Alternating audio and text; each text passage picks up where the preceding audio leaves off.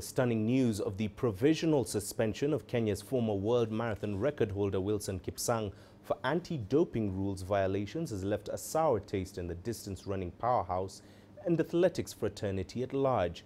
The Athletics Integrity Unit said on its Twitter account on Friday that Kipsang, the 2012 Olympics bronze medalist and winner of multiple marathon majors, has been suspended for whereabouts failures and tampering with samples. On the other hand, his management, Volar Sports, has emphasized in a statement that the AIU charge against Kipsang was not a case for usage of doping. The 37-year-old Kipsang is a two-time winner of the London Marathon and has a personal best of 2 hours, 3 minutes, 13 seconds, making him the equal 6th fastest man in history. Right now, for more on this story, CGTN's Sadiq Shaban joins us live from the City of Champions Eldoret to shed more light on this latest doping bombshell in Kenya. Sadiq, what is the reaction from the seat of distance running to the stunning news of Wilson Kipsang? Mahia, we have just made contact with Wilson Kipsang just a few minutes ago, and he has told us that he's unwell. He was recently involved in an accident that had left him in the hospital for the last 4 days.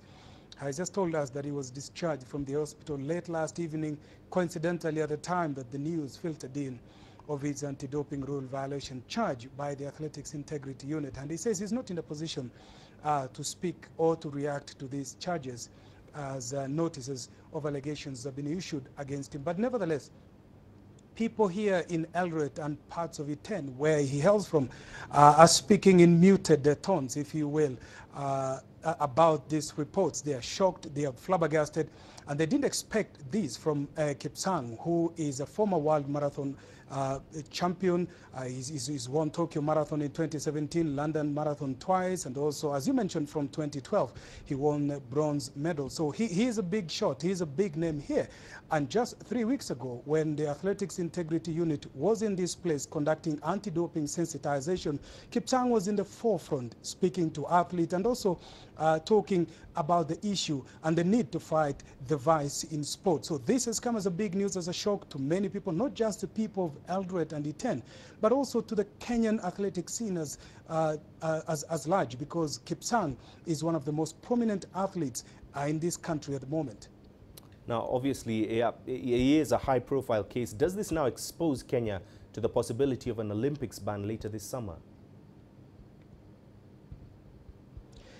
Mahia, I don't think so. That would be a long shot, because as we've heard repeatedly from Athletics Integrity Unit and World Anti-Doping Agency, they contend that doping in this country is not systemic. It's not state-sponsored like Russia. It's opportunistic, they say.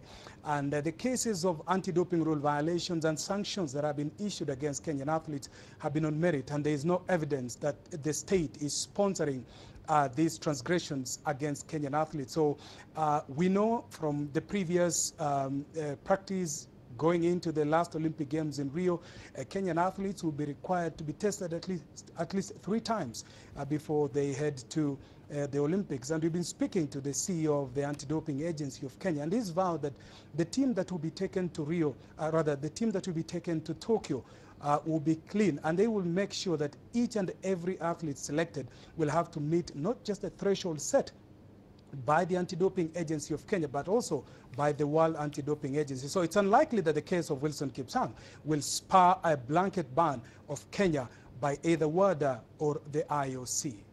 And finally, Sadiq, are the rising cases of sanctions against Kenyan athletes an indication of a doping scourge, or is it as a result of a more robust anti-doping effort?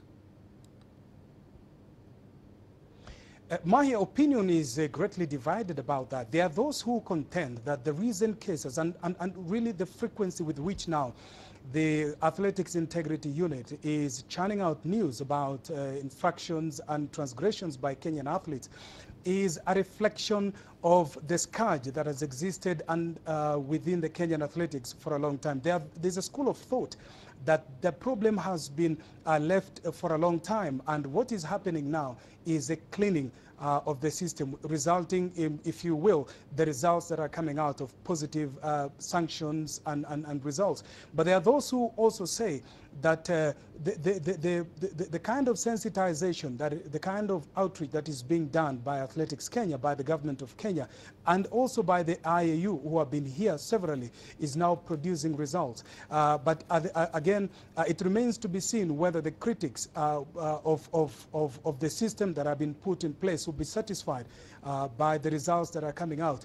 Not just about those who are getting caught, but also the majority who are running clean and not having any issue about their results or their athletes' biological passports or anything to do with anti-doping rule violations. So the opinion is really divided about that, Maya, and the jury is out there. All right, Sadiq, thank you very much for your insights there. CGTN Sadiq Shaban joining us live from Eldoret.